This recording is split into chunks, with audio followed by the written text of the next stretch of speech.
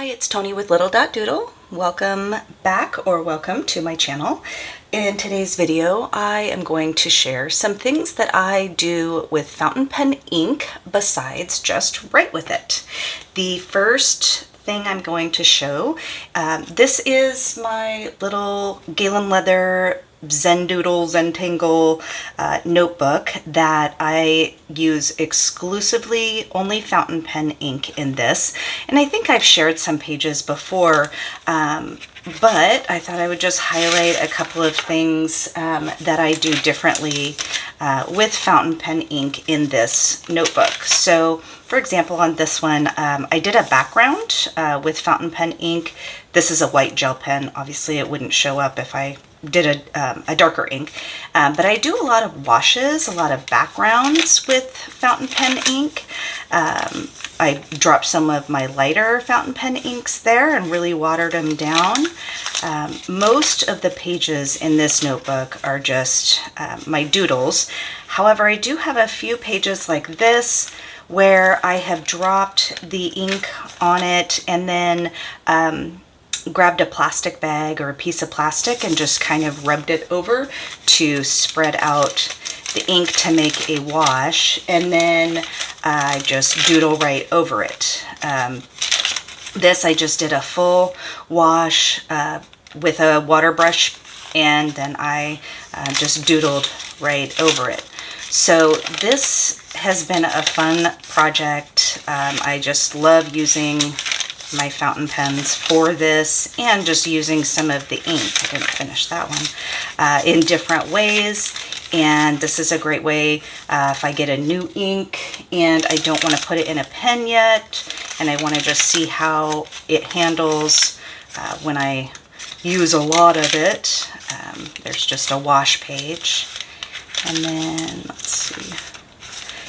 So yeah, you can just see I just do a lot of washes.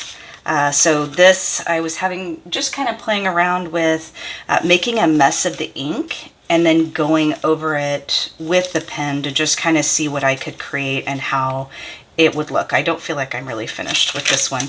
This was just some neurographic art I was playing around with. So I have about half of this notebook filled. So I'm going to just continue to be playing around with that. I've shared my ink journal before, and this is a fairly new project that I decided to revamp how I catalog my inks, but also just playing around with the inks. And I think I've showed this page before as well, but just doing some painting really with my inks and a water brush, which I use just this little cheap, I don't even know what brand it is. Oh, it is Pentel water brush. I think it's like $5 or $6. And even though I have some really nice watercolor brushes that I could use for this, I really just prefer that little water brush. So something that I've been doing recently with some inks is dedicating a whole page, doing different line variations, writing a quote, doing a little doodle. So it is kind of a combination of writing and doodling, but I just really like the look of a whole page dedicated to one ink and just kind of playing around with the lines. I'm doing all of these lines with my dip pen. I'm doing the writing with my dip pen, and I am doing the doodling with my dip pen, which is this. And I keep talking about this because I just am falling in love more and more with it since I got this River City Pen Co. nib holder. So I really like that.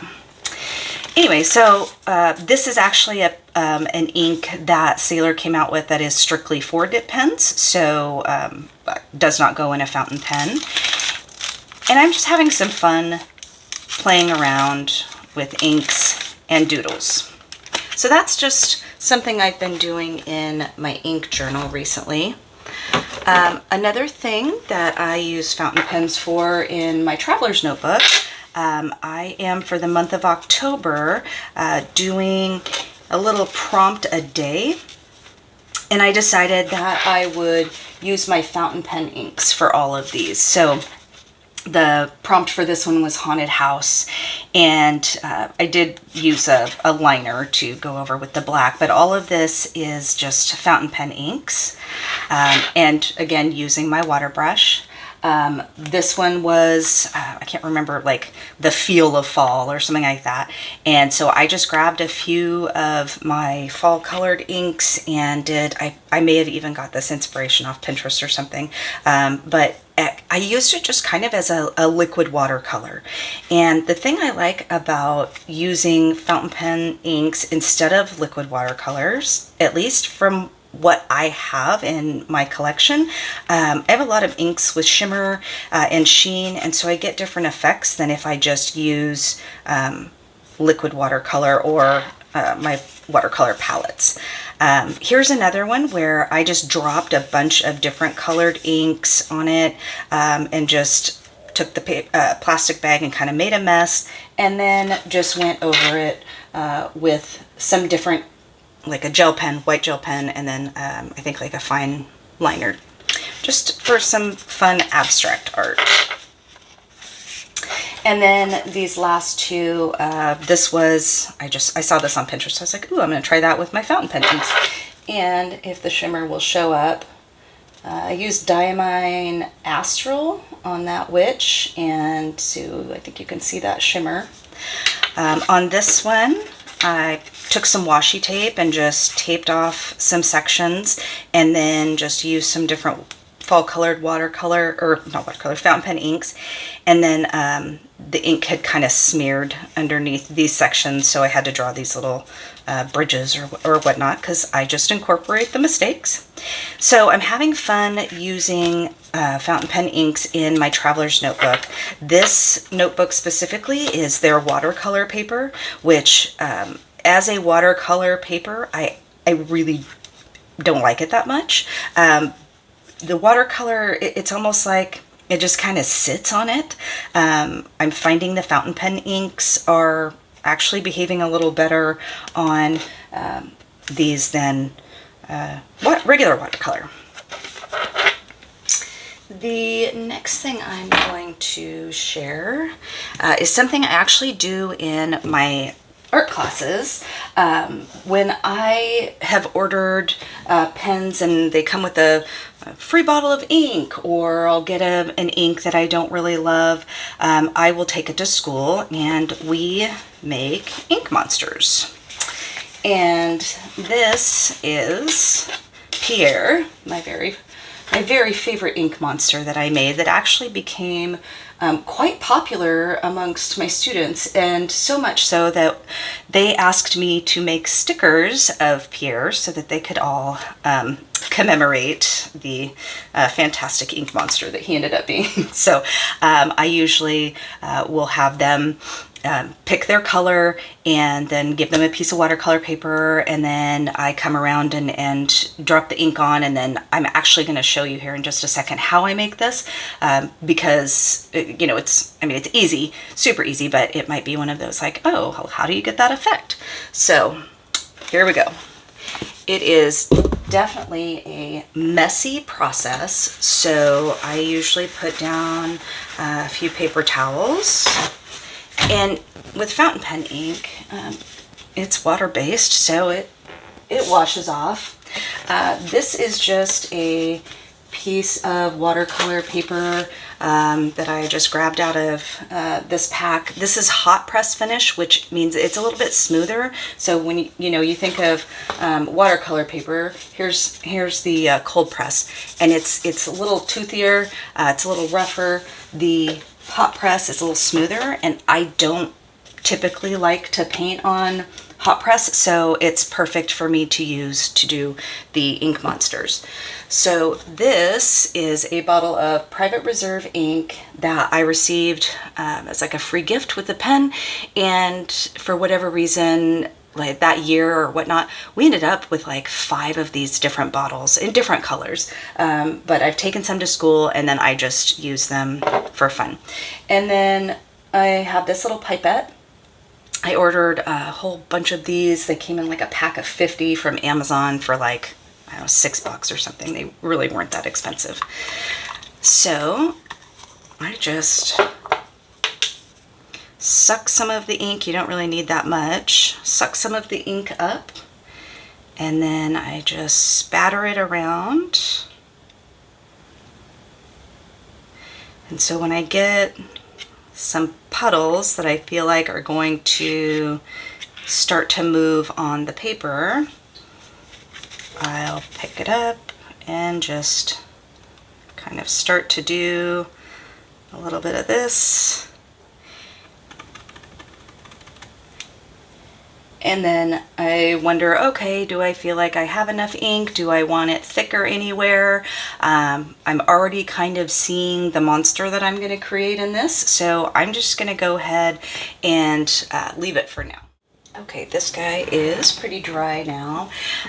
So once I get the just splatters and the movement, and if my students are struggling with, okay, where's the monster in this? And we kind of hold it out, and then maybe we need to look at it this way.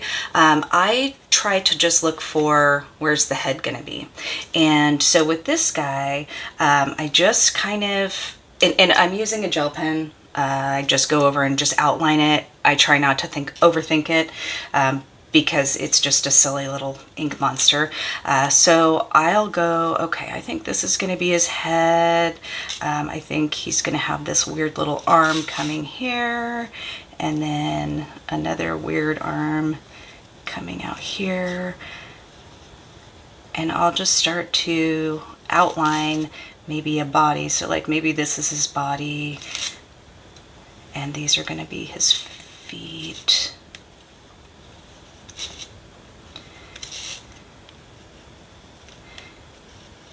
And then I always have them do like a background or something. So like with Pierre, I did colored pencil for the background, and then Sharpied kind of some of the darker lines that I wanted. With this guy, I was thinking I might think of my favorite monster movies and just write my favorite monster movies as the background. Okay, this leg is getting a little big and out of control. So I think I'll do this, and then maybe just bring his other foot down there.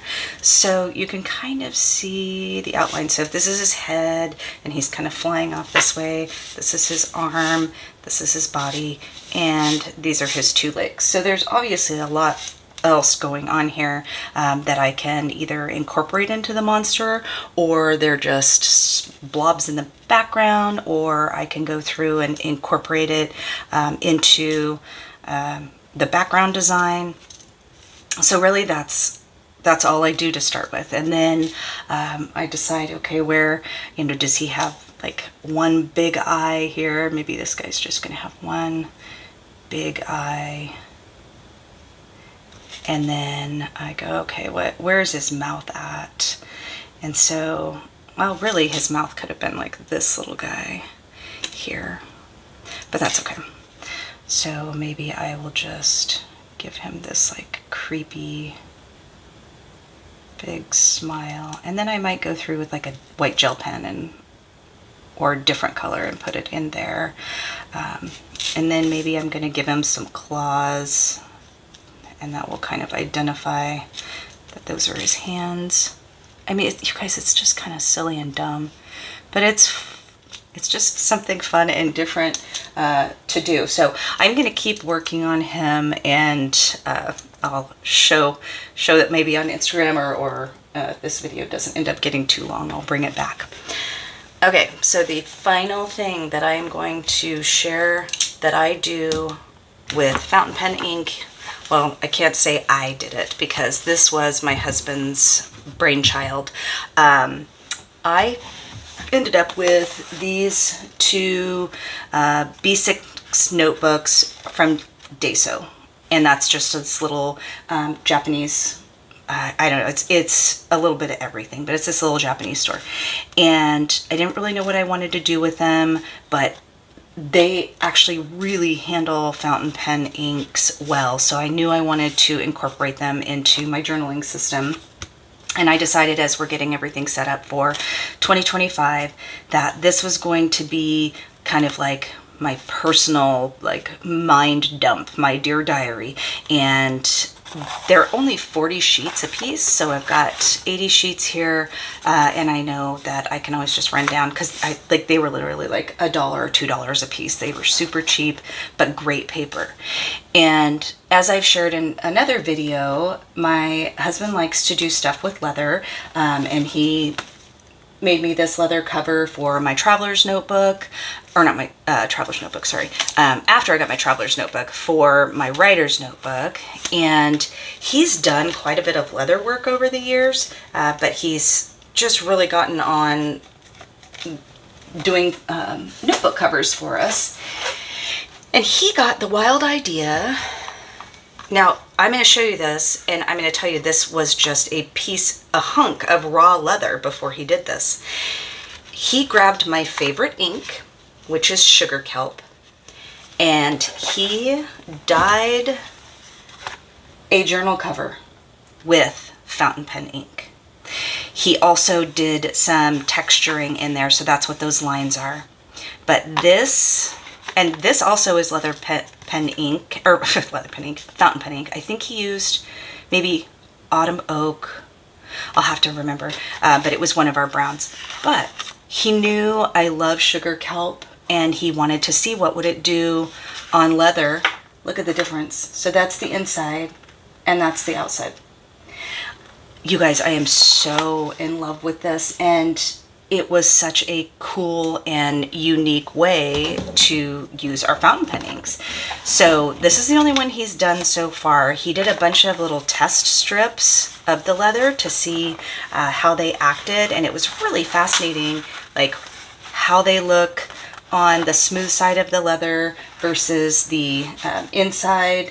I mean, there's a pretty significant difference in the greens, but I'm just so happy with how this turned out. So this will, so he did the dyeing, I did the stringing, so that I could put 2 notebooks in here. And then he did, made me a little strap too, or little tab over there. So I'm absolutely in love with this, and I think, wow, this was such a cool way an unexpected way to use fountain pen ink. So yeah, just kind of across the board, I just like to have a lot of fun with it. Obviously, I do a lot of writing, but using it in different ways kind of makes me feel like I'm really using, like, we have so many fountain pen inks, and I know I will never, probably in a lifetime, write with it all. So using it in different and creative ways just brings me a lot of joy. So anyway, I'm going to wrap it up. I will keep working on this guy, and maybe you'll see him show up on my Instagram. If you have any questions, or if you want to see something in more detail, please feel free to put it down in the comments, and I will do my best to answer questions and help out. Thanks for sticking around, and I will see you in the next video.